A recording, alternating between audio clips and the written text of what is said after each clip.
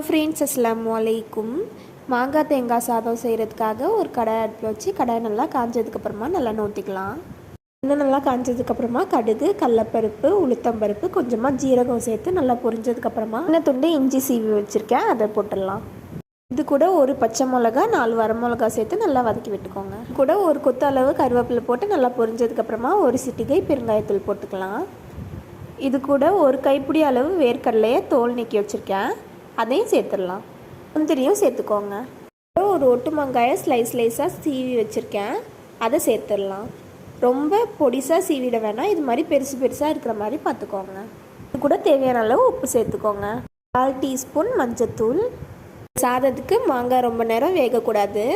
இது கூட சின்ன முடி தேங்காயில் ஒரு முடி தேங்காய் திருவி வச்சுருக்கேன், அதை சேர்த்துக்கோங்க. இது கூட நம்ம வடித்து வச்சுருக்க சாதத்தை சேர்த்துடலாம். பிடிச்சிருந்தா நம்ம சேனலை சப்ஸ்கிரைப் பண்ணிக்கோங்க.